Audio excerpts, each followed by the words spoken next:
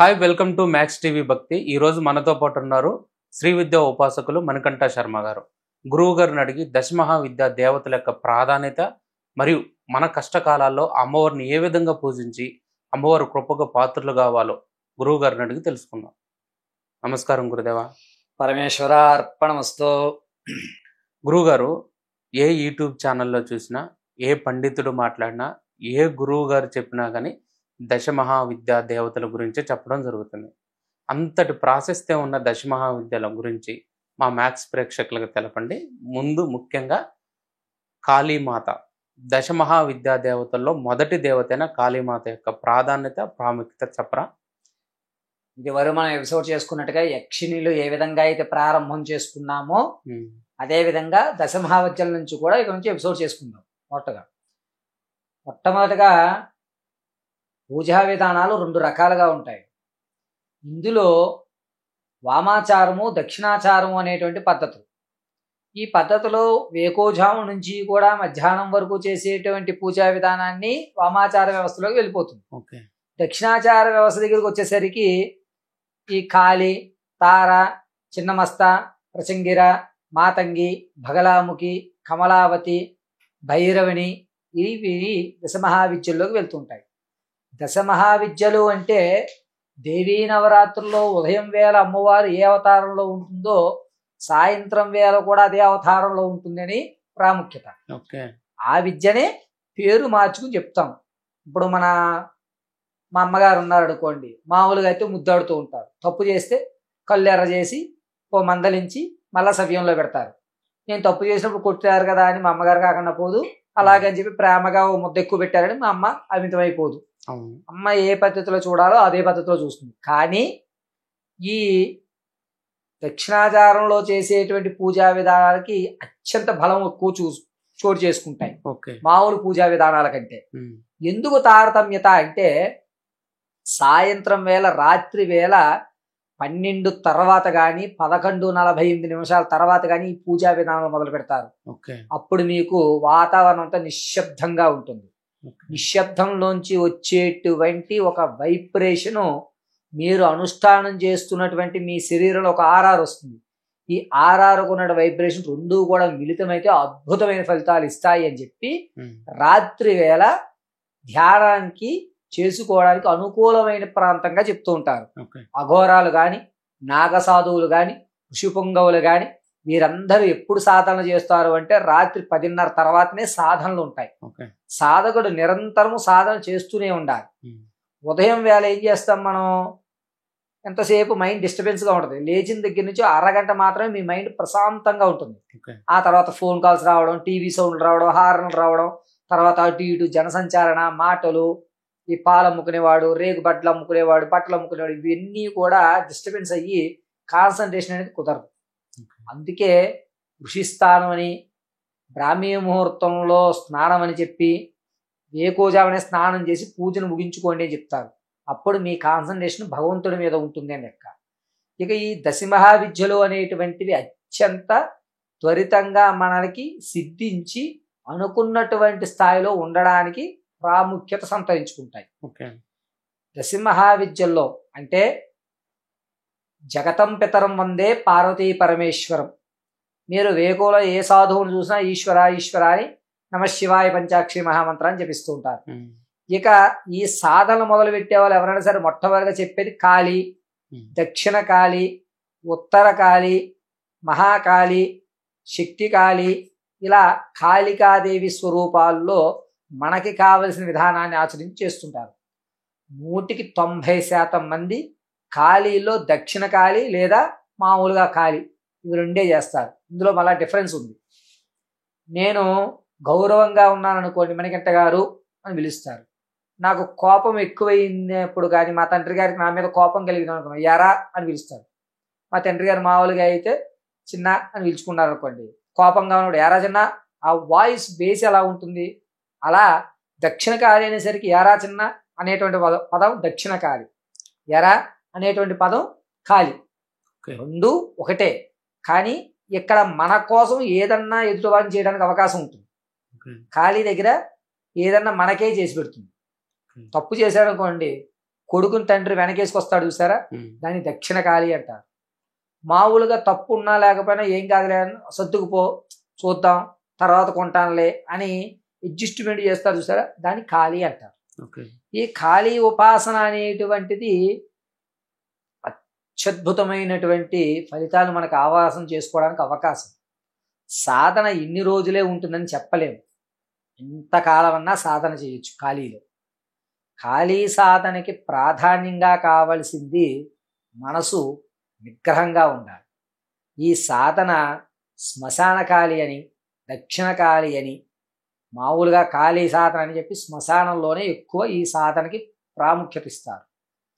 లేదా నీళ్లు ప్రవహించేటువంటి చోట, అంటే జలపాతాలు పడుతున్న వాటర్ ఫాల్స్ అవి ఉంటాయి కదండి, అక్కడ కానీ, లేదా నిర్మానుషంగా అక్కడ రాత్రి వేళలో గుడ్లగోబారుస్తున్నటువంటి శబ్దాలు వచ్చే చోట కానీ ఈ కాళీ మంత్రోపచారణ చేసుకోవడానికి అనువైనటువంటి స్థలాలు.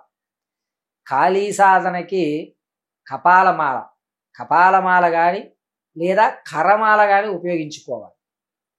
ఎర్రటి వస్త్రాలు, ఎర్రటి బొట్టు, అదేవిధంగా నల్ల కోడి యొక్క రక్తాన్ని ఉపయోగించుకుని కాళికాదేవికి నైవేద్యంగా సమర్పించి అప్పుడు ఈ యొక్క సాధన అనేటువంటిది ప్రారంభం చేస్తారు. దీనికి ఒక యంత్ర ప్రామాణికం ఉంది. యంత్రం వేసి మాత్రమే కాళీ సాధన ప్రారంభం చేయాలి, గురుముఖంగానే చెయ్యాలి. ఎందుకు అంటే కాళీ ఉగ్రస్వరూపంలో ఉంటుంది. కాళికాదేవి రాక్షస సంహారణ చేస్తున్నప్పుడు తన ఉగ్రత ఏదైతే ఉందో ఆ కళ్ళు చూడడానికి భయపడతాం. వాస్తవానికి విజయవాడలో పూర్వకాలంలో విజయవాడ దేవాలయంలో దుర్గాదేవిని చూడాలంటే భయపడేవారు పూర్వం రోజు. ఆది శంకరాచార్యులు వారు అమ్మ ఇలా ఉండకూడదు, అమ్మ సౌమ్యంగా ఉండి అందరినీ ఆదరించే విధంగా ఉండాలి అని చెప్పి ఆది శంకరాచార్యులు పసుపు అలంకరణ చేసి ఇప్పుడు మనం చూసినటువంటి విజయవాడ దుర్గా స్వరూపాన్ని ఆయన రూపు మార్పిచ్చారు. అలా ఉండడం వల్ల అందరూ కూడా చిరుమందహాసంతో ఉన్న దుర్గాదేవి మనకు కనబడుతుంది. అంతకుముందు కాళీ స్వరూపంలోనే ఉండేది. దుర్గా కాళీ రెండూ కూడా ఒకే ప్రామాణికం. అందుకే ఏ పురోహితులు పూజ చేస్తున్నా కూడా ఒక మాట చెప్తారు, శ్రీ మహాకాళి ఏ నమః, మహాలక్ష్మి ఏ నమః, మహాసరస్వతి ఏ నమః అని ప్రారంభం చేస్తారు. మహాకాళి, మహాలక్ష్మి, మహాసరస్వతి ఏ నమః అని ప్రారంభయుక్తాలు ఉంటాయి. కాళీ ఆరాధన చేసేటువంటి వాడికి భయం ఉండదు. అయితే ఎంతసేపటికి కూడా ఇతను ఉదయం వేళలో నిద్రించడానికి ఎక్కువ సమయాన్ని కేటాయించుకుంటూ ఉంటాడు. ఆకలి అనేటువంటి తక్కువగా ఉంటుంది. సాయంత్రం వేళ 7:08 నుంచి ప్రారంభం చేసుకుని 10:22 వరకు విపరీతమైన ఆకలి వేస్తుంది. ఆ సమయంలో ఇతను ఎక్కువగాను మామూలుగా ఈ కాళీ సాధన ఇవి చేసేటువంటి వారు ఎక్కువ మాంసాన్ని తినడం కానీ లేదా సవ్యంలో అంటే ఏదన్నా బ్రాహ్మణులు కానీ అనుష్ఠాన పరులు కానీ మాంసం భుజించిన వాళ్ళు ఉంటారు చూసారు, వీరు మిర్చి బజ్జీలు లేదా సమోసాలు ఇవి తినడానికి ప్రాధాన్యత ఇస్తారు. అందరూ మాంసమే తిని సాధన చేయాలని ఉండదు. కొంతమంది మాంసానికి వ్యతిరేకంగా కూడా అమ్మవారిని ఆరాధించేవారు ఇవి తిని ఆ సాధన ప్రారంభం చేస్తుంటారు. సాధన ప్రారంభం ఈ దశమహావిద్యలన్నిటికీ కూడా ఒక నెలలో, ఒక తిథిలో, ఒక వారంలో ప్రారంభం చేయండి అని లిఖితాలు ఉన్నాయి. ఏ రోజు పడితే ఆ రోజు సాధన ఇవ్వరు. ఏ సాధన కన్నా సరే అమావాస్య కానీ లేదా గ్రహణం సమయంలో కానీ దశమహావిద్యలకు ప్రాధాన్యత. అలా కాకుండా సవ్యమైనటువంటి పద్ధతిలో సాధనకి పౌర్ణమి మంచిది. దీనికి అమావాస్య, గ్రహణ సమయము ఈ 2 సమయాల్లోనే మాత్రమే మంత్రోపచారణ చేస్తారు.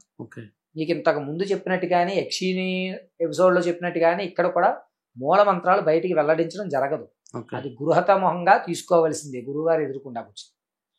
ఖాళీ సాధన చేసిన వాడు నాలిక స్థిరత్వంలో ఏర్పడతాయి, శాసనంగా ఉంటుంది, గోళ్ళు పెద్దగా ఉంటాయి, జుట్టు అందం, దీని మీద వ్యామోహం ఉండదు.